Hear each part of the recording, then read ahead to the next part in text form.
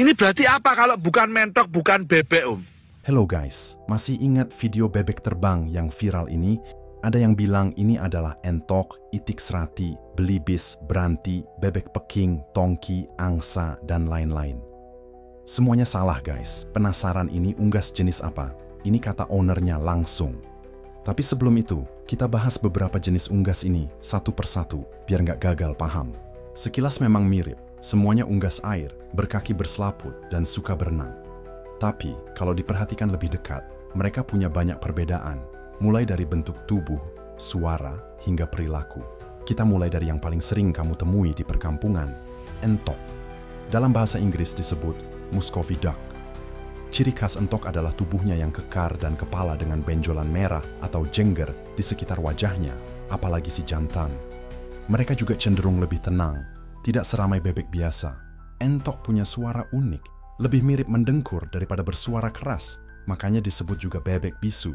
Selain itu, entok kuat dalam bertahan hidup. Dia tahan penyakit dan bisa makan apa saja, dari rumput sampai sisa dapur. Selanjutnya bebek peking asal-usul dari Cina, kemudian dikembangkan secara komersial di Amerika dan Eropa. Ciri fisik badan gemuk dan bulat, dada lebar.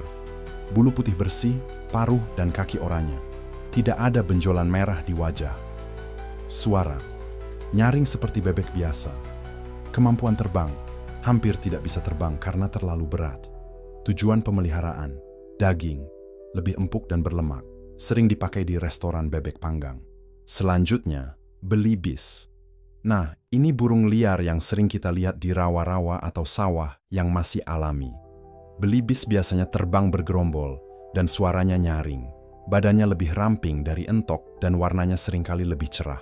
Ada yang coklat kemerahan, ada juga yang kombinasi hitam putih. Belibis termasuk burung migran. Beberapa spesies bahkan datang dari luar negeri untuk singgah di Indonesia. Uniknya, mereka bisa berenang, menyelam, dan juga terbang jauh. Jadi belibis adalah petualang sejati di antara unggas air. Ketiga, kita punya angsa.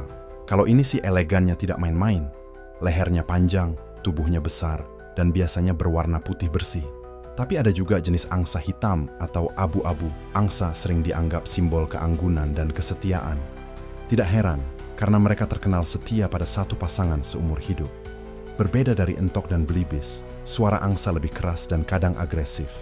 Mereka suka menjaga wilayah, apalagi saat musim bertelur. Jadi jangan coba-coba ganggu sarangnya. Nah, ini yang mungkin belum banyak orang tahu, itik tongki atau itik benjut. Dalam beberapa daerah, itik benjut dan itik tongki bisa merujuk pada itik yang sama, yaitu itik lokal yang tidak dibudidayakan secara khusus dan hidup liar. Itik benjut dikenal di beberapa daerah, terutama Sumatera atau Jawa, sebagai itik lokal dengan tubuh bulat dan pendek. Itik tongki dikenal di daerah lain, termasuk Kalimantan, sebagai sebutan untuk itik lokal liar yang bisa terbang tinggi dan tidak mudah diternakkan.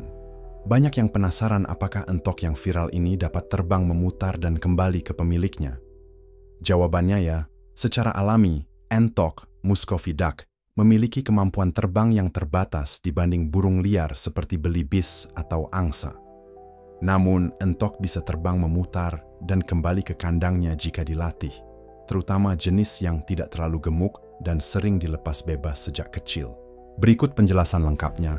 Entok jantan dewasa biasanya terlalu berat untuk terbang tinggi atau jauh. Entok betina atau yang lebih muda lebih ringan dan sering terlihat terbang ke atap rumah atau pohon rendah. Jika tidak dipotong sayapnya dan dibiasakan lepas bebas, mereka bisa terbang dengan jarak sedang, bahkan memutar di udara. Entok punya naluri pulang, homing instinct, yang cukup baik jika dibesarkan di tempat yang sama. Jika dibiasakan pulang ke kandang pada waktu tertentu, misalnya diberi makan sore hari di lokasi yang sama, mereka akan belajar kembali sendiri. Ada banyak peternak entok lepas liar yang membuktikan ini. Entok bisa terbang ke sawah atau tempat jauh, lalu kembali saat sore atau malam. Jika ingin entok bisa seperti itu, latihan harus dimulai sejak kecil. Jangan dikurung terus-menerus, tapi biarkan beradaptasi dengan lingkungan sekitar. Jangan terlalu banyak diberi makan di luar waktu tertentu, agar ia menganggap kandang sebagai rumah dan sumber makanan. Entok bisa terbang memutar dan kembali ke pemiliknya jika tidak terlalu berat, tidak dipotong sayap dan dibiasakan sejak kecil. Tapi jangan berharap mereka bisa seperti merpati pos atau burung elang ya. Terbangnya tetap terbatas. Apakah bebek tongki bisa terbang jauh dan kembali ke pemiliknya jika dilatih? Tidak seperti entok. Tongki bisa terbang jauh dan tinggi, tapi tidak punya insting kembali, homing instinct, seperti entok yang dijinakkan sejak kecil. Bahkan jika dirawat sejak kecil, tongki tetap cenderung liar dan sulit dilatih untuk kembali setelah dilepas. Lalu, apa peran mereka bagi manusia? Entok bisa jadi sumber daging dan telur. Belibis dan tongki berperan dalam keseimbangan ekosistem, mengendalikan serangga, dan menyebarkan benih. Angsa, selain indah dipandang, juga digunakan sebagai penjaga alami karena kepekaan mereka terhadap bahaya. Jadi meskipun terlihat mirip, keempat jenis unggas ini punya karakter dan manfaat yang berbeda. Lalu ada juga yang mengatakan bebek yang viral ini adalah itik serati atau branti. Menurut ownernya ini merupakan jenis bondol klasik. Itik serati atau branti dan bondol klasik tidak sepenuhnya sama, tapi masih satu kelompok, yaitu unggas hibrida hasil kawin silang entok dan bebek.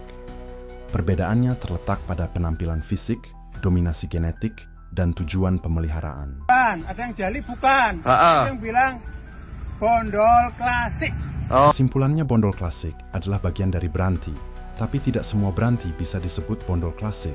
Kalau branti cenderung ke arah bebek, biasanya disebut branti biasa. Kalau ke arah entok, barulah disebut bondol klasik. Jadi, bondol klasik adalah salah satu tipe branti, tapi genetiknya lebih ke entok banget dibanding branti biasa. Jadi, kalau kamu melihat unggas air dengan wajah merah, besar kemungkinan itu entok atau persilangan entok, bukan tongki, belibis, bebek, apalagi angsa. Mengapa disebut mirip entok? Karena dalam kawin silang, gen dari entok atau bebek bisa lebih dominan. Jika gen entok lebih kuat, maka hasilnya secara fisik dan sifat akan mirip entok. Inilah yang disebut hibrida mirip entok. Biasanya peternak menyukai jenis ini untuk pedaging karena cepat besar, kuat, dan tidak serawan bebek biasa. Itulah perbedaan entok, belibis, angsa, dan tongki. Sekarang kamu sudah bisa mengenali mereka, bahkan dari kejauhan. Semoga setelah nonton ini, kamu jadi lebih menghargai keanekaragaman hayati yang ada di sekitar kita.